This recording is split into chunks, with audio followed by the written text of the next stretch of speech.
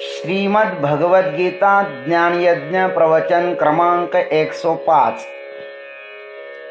अध्याय दूसरा श्लोक क्रमांक 62 और 63। ओम त्र्यंबकं यजामहे सुगंधिं पुष्टिवर्धनम् उर्वारुकमिव बन्धनान् मृत्युर्मुक्षीयमामृतात् समस्तजनकल्याणे निरतं करुणामयं नमामि चिन्मयं देवं सद्गुरुं ब्रह्मविद्वरं वसुदेवसुतं देवं कंसचाणूरमर्दनं देवकी परमानन्दं कृष्णं वन्दे जगद्गुरुं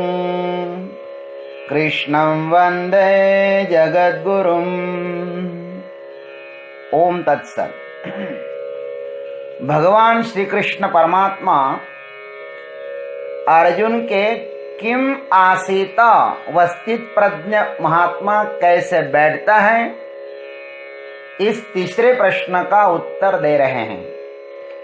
अब इन प्रस्तुत दो श्लोकों में व्यतिरेक दृष्टि से यह कहते हैं कि मत पर आसित न होने से उसका परिणाम बहुत भयंकर होता है। अब आइए, ये दो श्लोक जो है ना, ये मनुष्य का उत्थान भी कर सकते हैं और मनुष्य का पतन भी कर सकते हैं। बड़े प्यारे श्लोक हैं, सबको ये श्लोक रटना चाहिए, याद कर लेना चाहिए। ध्यायतो विषयान् पुंसः संगस्तेषोपजायते संगात् संजायते कामः कामात् क्रोधोऽभिजायते। आज इस श्लोक का ही अर्थ देखते हैं। भगवान श्री कृष्ण कहते कि हे अर्जुन, विषयान् ध्यायतः पुंसः तेषु संग उपजायते। विषयों का चिंतन करने वाले मनुष्य की उस विषयों में आसक्ति उत्पन्न हो जाती है। फिर उससे क्या होता है? संगात् कामः संजायते। आसक्ति से उन विषयों में कामना उत्पन्न हो जाती है और फिर कामात् क्रोधः अभिजायते।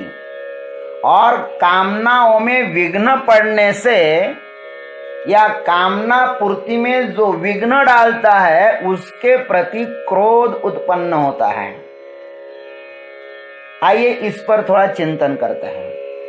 विषयान् ध्यायतः पुंसः तेषु संगः उपजायते। विषयों का चिंतन करने वाले मनुष्य की उस विषयों में आसक्ति उत्पन्न हो ही जाती है।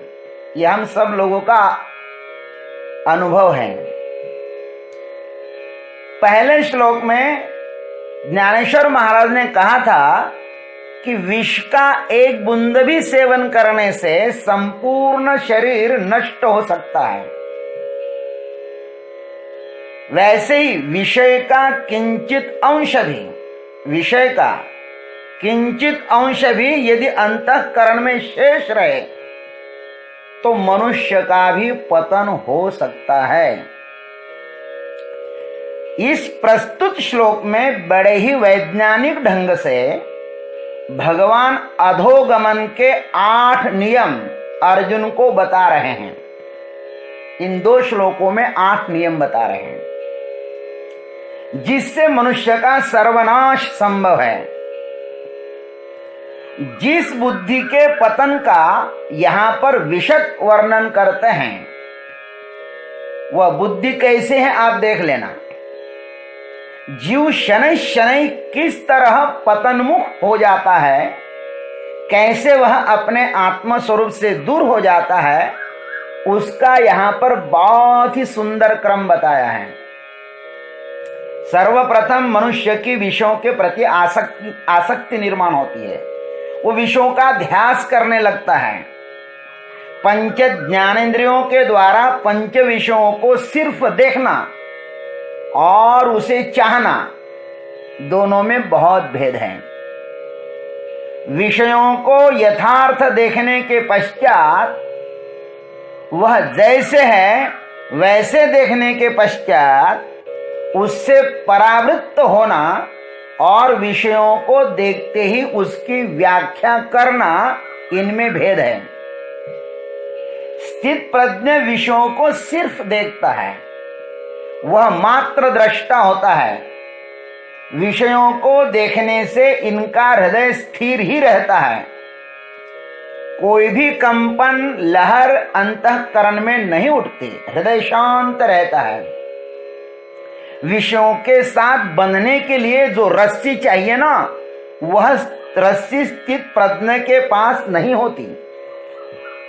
जो रसरूप रस्सी थी वह स्वयं के साथ माने आत्मा के साथ जुड़ गई है, वह आत्मरस में परिवर्तित हुई है।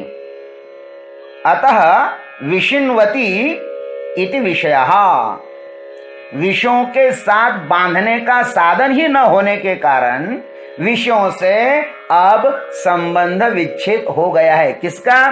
स्थित प्रज्ञ का। अब विषय और आत्मरस इन दोनों का स्पष्ट ही विभाजन हो गया है और स्थित प्रज्ञ परम आत्मा में स्थित हो गया है, आत्मरस के सागर में निमग्न हो गया है। विषय जैसे हैं वैसे हो गए हैं, बस। न विषयों से राग है न विषयों से द्वेष है, सिर्फ उनके सामने पदार्थ ही है और कुछ नहीं है। मन जब विषयों की व्याख्या करने लगता है, यह अच्छा है यह बुरा है, सिर्फ इतना ही कहता है, तब उसके पतन का मार्ग प्रशस्त होने लगता है। अच्छा और बुरा देखना भी सूक्ष्म वासना का बीज ही है। सूक्ष्म वासना रूप बीज भीतर है, अतः उसने चुनाव कर लिया। यह सूक्ष्म बीज ही शनै शनै विकसित होकर विराट वृक्ष होने की संभावना रखता है। वृक्ष बीज में ही तो छुपा हुआ होता है ना, दिखाई नहीं देता। यह हमारी आंखों का दोष है और यह प्रकृति का नियम भी है। मनुष्य के सर्वनाश का कारण यही आसक्ति सूक्ष्म बीज है। इसी बीज को आत्मा के सन्मुख करो तो यह नष्ट होगा और विषयों के सन्मुख करो तो यह विराट वृक्ष बन जाएगा। फिर इसका नाश करना बड़ा ही दुष्कर होगा। भागवत में भगवान ने स्वयं कहा है कि इस बीज रूपी चित्त की आसक्ति को तू मेरे में लगा ले तो तेरी आसक्ति नष्ट हो जाएगी, और विषयों को आसक्ति में लगाओ तो विराट संसार में निमग्न हो जाएगा। फिर कोई अंत नहीं है। जैसे वट वृक्ष जितना अधिक बढ़ता है उतना ही अधिक विस्तार को प्राप्त होता है। कलकत्ता में बहुत बड़ा वट वृक्ष है, उसको देखने के पश्चात इसी श्लोक का स्मरण हो आता है। सर्वप्रथम अवस्था में वो बहुत ही सूक्ष्म अवस्था में होगा वो वट वृक्ष, अब विस्तार को प्राप्त हो गया है। अब उसके प्रति और भी आसक्ति बढ़ती जा रही है। अब इसका विनाश करने का विचार भी व्यर्थ ही है। वह कटघरे में बंद है, पहाड़े लगे हैं उस पर, वह सबकी आंखों का केंद्र हो गया है। ठीक वैसे ही विषय में अच्छाई दिखना यह वासना का सूक्ष्म बीज है। बहिरस्थ वस्तु में अच्छाई दिखते ही समस्त हृदय में एक कंपन, एक लहर उत्पन्न हो जाती है और मन उस वस्तु के आसपास प्रदक्षिणा करने लगता है। तब उस स्थिति को भगवान संग नाम देकर विभूषित करते हैं। यह संग ही उस वस्तु में अनेक प्रकार के रंग भर देता है, उसके श्रृंगार में संलग्न हो जाता है, उसको ही संग बोलते हैं। ध्यायतु विषान पुंसः संगस्तेषु उपजायते। फिर क्या होता है? संगात् कामः संजायते। आसक्ति से उन विषयों में कामना उत्पन्न हो जाती है। उस संग भाव के कारण उसमें सुखद भावनाओं का जन्म होता है और उस वस्तु को प्राप्त करने की इच्छा जागृत होती है। अब उस वस्तु में ही मन संलग्न रहता है, मन का वह केंद्र बिंदु हो जाता है, उसी की धुरी पर यह मन नृत्य करने लगता है, भावनाओं का वेग तीव्र हो जाता है, उस वस्तु के बिना अब हृदय खाली प्रतीत होने लगता है।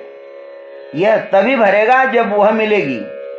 समस्त रस उस वस्तु के अभाव में निरस हो गए हैं। यह आत्म चैतन्य उस वस्तु अवच्छिन्न हो गया है, वही आत्मा हो गई है, वही जीवन का केंद्र बन गई है। वह न मिले तो जीवन व्यर्थ हो जाएगा। यह भावना दृढ़ हो गई है, यही कामना का स्वरूप है। इस कामना को वस्तुओं से भरो तो भी तृप्ति नहीं है, यह बढ़ती ही जाएगी। जैसे आग में घी डालने से वह और भी बढ़ती ही जाती है, तृप्ति की आकांक्षा से बढ़ती जाती है। भागवत में लिखा है, न जातु काम कामानाम उपभोगेन शाम्यति। 9:1-14। कामनाओं के भोग से और भी लोभ बढ़ ही जाता है। मार्कंडेय पुराण में भी लिखा है, कामात लोभो भिजायते। कामनाएं अनंत रूप धारण करती हैं और हृदय को भरने के प्रयास में ही संलग्न रहती है। इस बहती हुई कामनाओं की तीव्र धारा में यदि कोई अवरोध बनता है तब क्या होता है? कोई यदि स्पीड ब्रेकर के रूप में बीच में आ जाए तो होगा क्या? कामात् क्रोध अभिजायते। कामनाओं में विघ्न पड़ने से क्रोध उत्पन्न हो जाता है। यह क्रोध ज्वलनात्मिका वृत्ति है। यह हृदय को सुखाती है, हृदयस्थ सुखधारा को रोकती है। कम रुणद्धि इति क्रोधः। क्रोध करना और क्रोध होना ये दो बातें भिन्न हैं। क्रोध किया जाता है तब हृदय शांत शीतल होता है, और जब क्रोध आता है तब उष्ण गर्म हो जाता है। महाराज, क्रोध सर्वप्रथम स्वयं को ही जलाता है। यह अग्निवत है। अग्नि सर्वप्रथम अपने ही आश्रय को जलाती है, तत्पश्चात आसपास की वस्तुओं को जलाती है। कामना जब विषयों की तरफ बहने लगती है तब शांत शीतल होती है, और अवरोध आवे तो उष्ण माने गर्म हो जाती है। इसको थोड़ा समझना।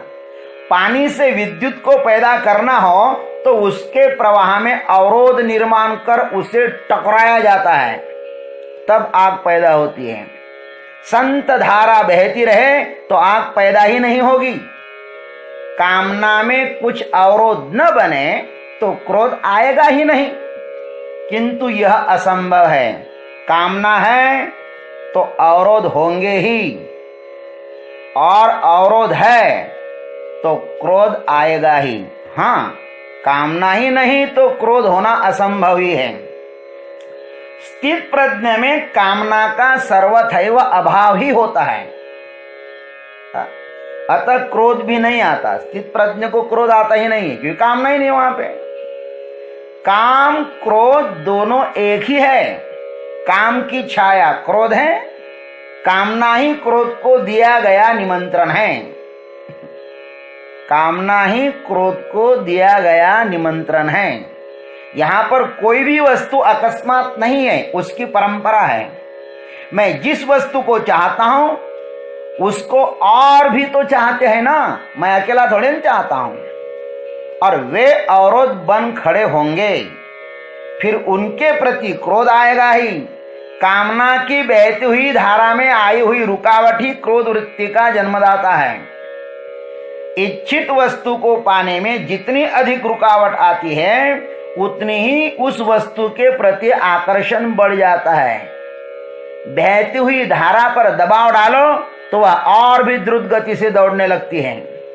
जैसे बांध का पानी खेतों में ले जाते समय नहरें बनाई जाती हैं, तब पानी की गति बढ़ाने के लिए बीच बीच में उसको अवरोध पैदा करते हैं, तब पानी और भी तेज गति से दौड़ने लगता है।